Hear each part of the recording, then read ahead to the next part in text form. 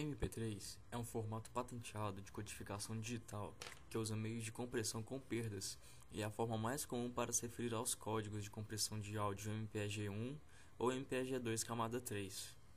É um formato comum para o armazenamento de áudio dos usuários, assim como quase um padrão em compressão de áudio digital para transferência e reprodução em dispositivos digitais. O MP3 começou a ser desenvolvido na Alemanha, no Centro de Investigação Fraunhofer, em 1987. Em 1997, foi criado o primeiro leitor MP3 e, em 99, criado o programa de compartilhamento de músicas, denominado Napster. Neste mesmo ano, surgiram os primeiros leitores MP3 portáteis. O algoritmo implementado baseia-se essencialmente nos princípios da audição humana, tentando assim, através da exploração de efeitos como psicoacústica e mascaramento, deixar passar uma determinada quantidade de ruído que não é detectada audivelmente. É um formato específico para áudio e foi desenvolvido pelo Moving Pictures Expert Group, ou MPEG, como parte dos padrões MPEG-1 e depois foi estendido ao padrão MPEG-2.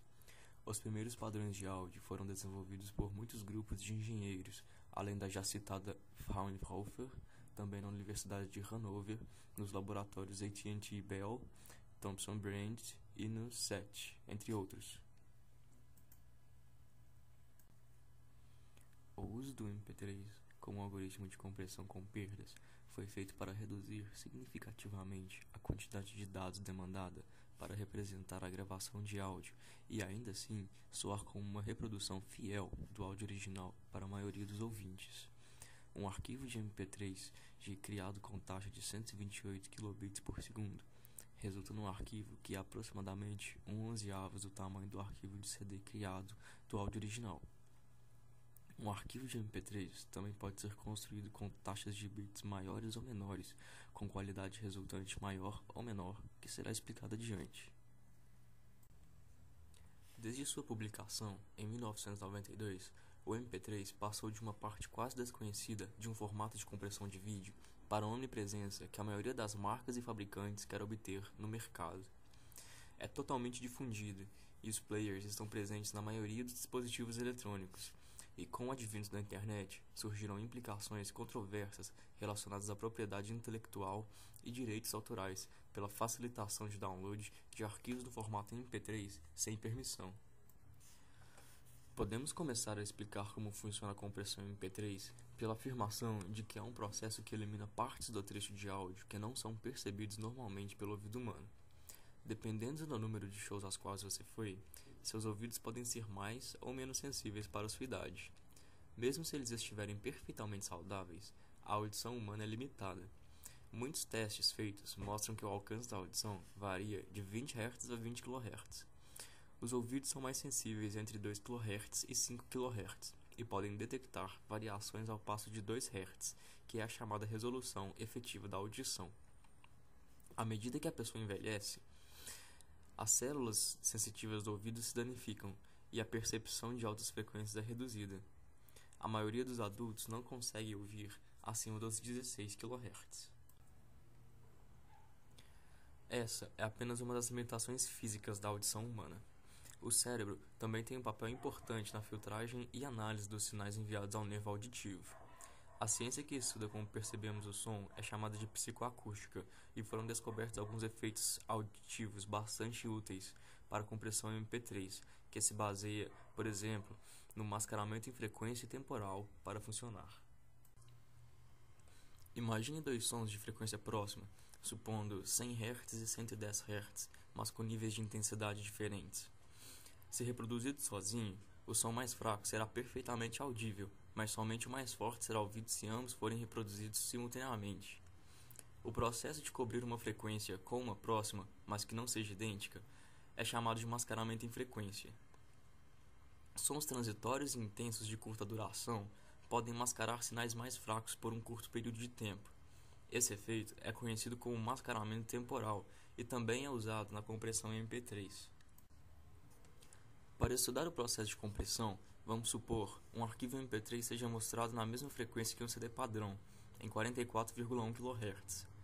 A primeira etapa é agrupar essas amostras em quadros que contêm 1.152 amostras.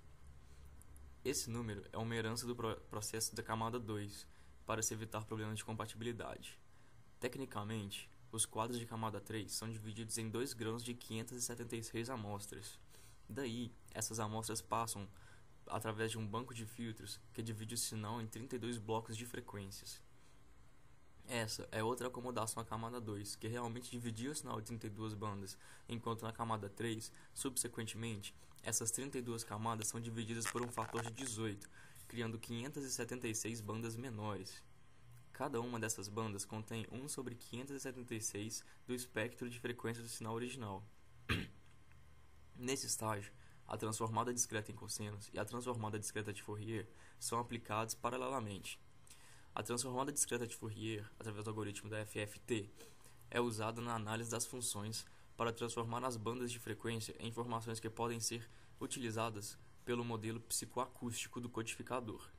O codificador usa esse modelo para responder às seguintes perguntas: existem sons em cada banda abaixo da curva de mascaramento? Ou, em outras palavras, se existem sons que são escondidos por outros sons mais intensos em frequências próximas? O áudio é constante ou muda rapidamente? Existem sons transitórios que podem ser preservados e que podem mascarar outros sons transitórios antes ou depois dele próprio? A resposta para essas perguntas são usadas durante a compressão para se descobrir qual informação pode ser descartada seguramente, já que nossa percepção as ignoraria de qualquer forma, de acordo com os fenômenos de mascaramento da psicoacústica. A transformada discreta em cossenos transforma cada banda em um conjunto de valores espectrais. Diferentemente do sinal de áudio inicial, que representa o som com a posição da forma de onda sobre os valores discretos no tempo, a análise espectral olha para o som como a energia sobre o alcance das frequências. O sinal, quando disposto no domínio da frequência, apresenta mais informações que podem ser interpretadas e processadas pelos codificadores que usam critérios de psicoacústica, e isso torna o processo mais eficiente do que trabalhar com ele como amostras no tempo. Quando a DCT termina seus cálculos, o processo MP3 tem 576 partes de frequências para trabalhar, cada uma contendo 1 sobre 576 do espectro total. A quantificação, o escalonamento e a codificação de Huffman são aplicados aos 576 valores espectrais resultantes da transformada discreta em cossenos, iterativamente em 2 ciclos diferentes. As 576 janelas que saíram do algoritmo da DCT são organizadas em bandas de fatores de escala. Dividindo esses valores de uma banda pelo fator de quantização e arredondando, uma aproximação do sinal é obtida, mas alguma informação é perdida no arredondamento. No ciclo de controle da taxa, para se contornar o ruído de quantificação, são aplicados fatores de escala a cada banda.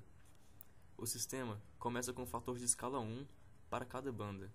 Se o ruído de quantificação numa dada banda for maior do que o ruído permitido de acordo com o modelo psicoacústico, o fator de escala para essa banda é ajustado para reduzir o ruído de quantificação. Dessa forma, obtém-se o número de bits variáveis para a codificação de cada subbanda, pelo passo de quantificação. No próximo ciclo, há o controle do ruído de quantificação causado pelo processo de quantificação das linhas do domínio da frequência.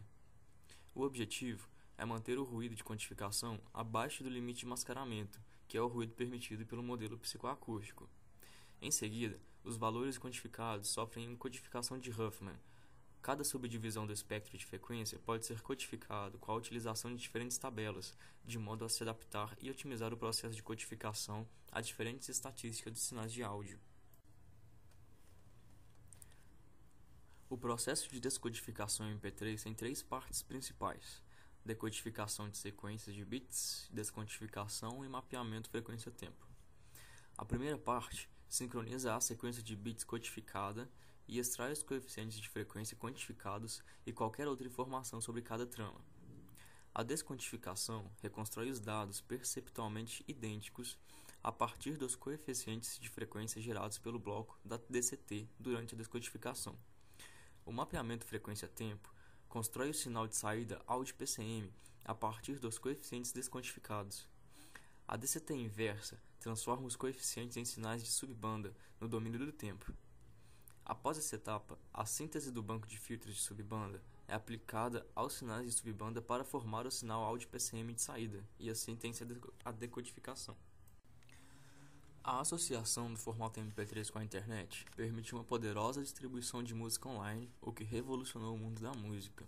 Em setembro de 98, o Instituto Fraunhofer enviou uma carta a vários criadores de software MP3, afirmando que era necessária uma licença para distribuir e vender decodificadores e codificadores. Essas questões da patente abrandaram significativamente o desenvolvimento de software MP3 sem licenciamento, o que levou à criação de novas alternativas, tais como Vorbis, AAC e o Windows Media Audio. Apesar das restrições colocadas em relação às patentes, o formato MP3 continua a ser preferido por algumas razões, dentre elas a familiaridade com o formato, a grande quantidade de música disponível no formato, a grande variedade de software e hardware que utiliza o formato MP3 e a fraca restrição dos direitos digitais, o que torna fácil editar, copiar e distribuir arquivos MP3.